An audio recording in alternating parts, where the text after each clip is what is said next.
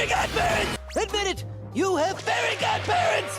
This show was my entire childhood, and if it was yours too, I hope you know I'm going to ruin for you. The concept of fairies and wishes is great, but these type of worlds have limitations and even darker secrets. So I did some research and compiled the top 10 dark Fairly OddParent theories. At a number 10 spot, we have Poof's real dad. In the show, we are introduced to Cosmo and Wanda's kid, Poof.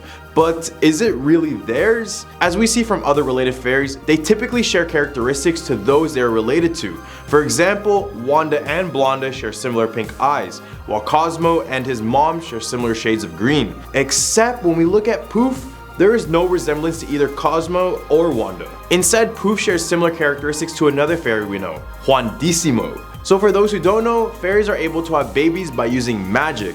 Yet not any other way, you freaks. So when they tried to make a baby, they noticed that Cosmo was infertile, and instead the magic used Juandissimo's genetics to create Poof. Number 9, Trixie has her own fairy. So it said that Trixie is hiding a big secret in the show the whole time, and that is that she has her own fairy godparent. If you ever decide to pay attention to each person's eyes in the show, it will begin to tell you a lot about it. For example, if we look at Timmy's eyes, we will begin to notice he has blue eyes and no pupils. And this goes with his parents, Trixie, Mr. Crocker, and even Vicky. They all have single color eyes with no pupils. Then turn to look at Cosmo and Wanda's eyes, and you begin to notice they have a distinct pupil. Then if we look at every other fairy introduced in the show, we will notice that every single one of them has pupils as well. Basically, this confirms that fairies have pupils. But then there's Trixie's best friend, Veronica. And when we look into her eyes, we will notice that she also has pupils.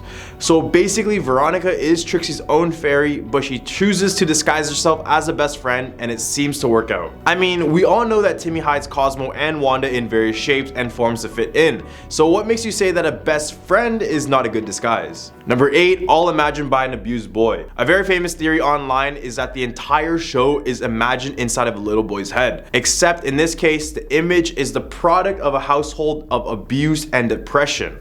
This is a very sad turn from the show, but it's a dark theory regardless, so here you guys go. This theory proposes that fairies and magic are all made up inside of an abused kid's head. The kid has neglectful parents who couldn't care less about them, and the only adults that would be open-minded to this kid were the grandparents. However, they had passed away, causing the little boy to play pretend with his 2 fishies. This is because he finds comfort in imagining they're there to watch over him like his grandparents did. When the parents send in the babysitter, the kid is helpless against her and instead imagines doing magic. And this would make sense because in the show, magic was really never having lasting effects. Number 7, Trixie's parents are corrupt officials. Trixie Tang is back on this list, and for all the wrong reasons. Trixie is not only the most popular and possibly the most wealthiest girl in town, she is also a spoiled brat that likes to brag about her possessions or achievements any moment she gets. And as they say, the apple doesn't fall far from the tree. So let's see what her parents are like in order to have a kid like this. Reddit user by the name of Cosmic Biohazard brought up the theory that her parents are former corrupt government officials, which explains her child's invasive behaviors. This user brings up the Chinese term Fiordai, I am so sorry if I mispronounced that, which was used to describe the children of parents who became extremely wealthy during the country's economic boom in the 90s. Number 6, Timmy Turner had a twin. So many theorists believe that fairies didn't exist the entire show. And they wouldn't be so wrong to think that. Many characters, specifically the adults, have no awareness that fairies exist.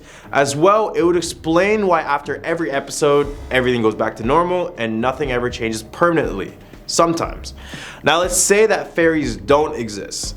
Then what can Cosmo and Wanda be morphing into that appears to be either green or pink? Now let's go back to one of the older episodes where we have Timmy and his family moving in, but in the back of their move-in truck, it's filled with pink items that are clearly labeled girl, and even Timmy's hat is appearing in it. So what explains all the green items that Cosmo transforms into? Well, the theory tells us that Timmy's parents were initially expecting a single daughter, but instead they got twins, a boy and a girl. As they were growing up, something tragic happened along the way, causing the girl to pass away. Shocked by the events, Timmy grew up feeling as if he was missing another half, which would explain why he sees his made-up fairies to be in the colors of green and pink, in order for him to cope with his grief process. Number 5, how magic works. So the multiverse is apparently everywhere, and I even found a theory of that in the Fairly OddParents. A now deleted Reddit user brought up the theory about the true capabilities of a fairy's powers.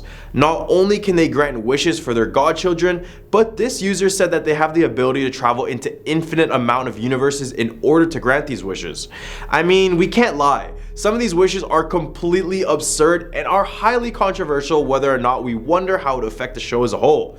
But they end up never doing that. As I mentioned in another point, at the very end of every episode, everything comes back to normal. Well, most of the time. But having the ability to grant wishes in different universes explains why other kids' wishes have no effect on Timmy, but only other versions of him. This would also explain why everyone in the show seems to be oblivious to the things happening around them, let alone the fairies. Number 4, Cosmo and Wanda are antidepressants. Yes, these magical fairies are theorized to be a metaphor for antidepressants. Antidepressants in a show? What? Yes, Cosmo and Wanda are apparently metaphors for Zoloft and Prozac.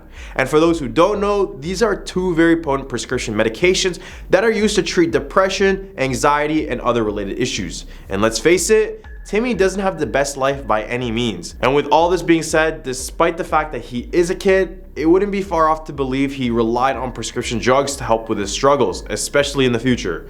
This would also explain why the fairy godparents were only around him when Timmy really needed them, like when he's sad or has an issue. Number 3, the Dinglebergs represents Timmy's dad's dream life. The competition between Mr. Turner and Dingleberg happens throughout the entire series, it seems. However, many of you don't know that they were actually friends in high school until a girl set the two friends apart. Eventually, Mr. Turner would just grow more and more jealous to Dingleberg, especially after he started to become more successful. As Mr. Turner continued his dead-end job sharpening pencils, he would always have this inner hatred towards Dingleberg. Reddit user by the name of Kick-Ass Setter believed that Dinglebergs are a play on the term DINK, which means double income, no kids. Mr. Turner then compared his life with Dingleberg, especially when he has a kid like Timmy Turner. I'm not saying Mr. Turner hates Timmy, but he just resents the life of what could have been if he had no child like Dingleberg. Number 2, Timmy doesn't need fairies. According to Negroni, the show's main theme is, quote, you don't really grow up until you figure out how to properly deal with your problems. One thing that bothers me about TFO, and it probably bothers you too, is that Timmy Turner learns the same lesson every single week. This lesson is that you just can't wish your problems away. Every time you do, you end up creating more problems. And even in a world where you can get everything you want, there are still rules, terms, and conditions that will hold you back. Which brings me to the true purpose of Fairly OddParents. It's not simply to give us a show where we can laugh at the misfortunes of a 10-year-old boy who has the world at his fingertips. It's to show us that fairy godparents aren't really there to just give Timmy whatever he wants. Instead, the whole point of giving Timmy fairy godparents is to teach him that he doesn't need them. Number 1, fairies rule the entire world. A Reddit user by the name of Hey Luda You Like to Eat talked about a theory claiming that fairies rule the entire world in the show. They started off by mentioning the two reoccurring themes we see in the show, which are a child's imagination and neglectful parents. Timmy's parents aren't the only ones who are neglectful, however. When we begin to look at the entire town of Dimsdale, most of the parents are strictly there for comedic purposes, and they usually lack awareness and common sense. One Reddit user placed the blame on an object in the show called memory wipers. This was first introduced in the episode named The Secret Origin of Denzel Crocker. In the episode, Crocker was introduced to a child with fairies, and this is where his persona basically comes from. After seeing the fairies, he immediately gets his mind wiped by this device, and it just didn't stop there. The device was used more and more on him until it decided to transform his body, and this is where Mr. Crocker developed his infamous twitch and obsession with fairies. Back to fairies ruling the world, and now we know the capabilities of this device. This Reddit user continued by saying that fairies only help children and wipe the memories of adults because they're trying to strip the intellect away from the world. Well, these are the top 10 dark Fairly OddParent theories. What'd you guys think about this list? I'm down to do more shows if you guys are down to watch them. So like, comment, and subscribe for some more content. I'm your host Andrew, and I hope you guys Have a nice day!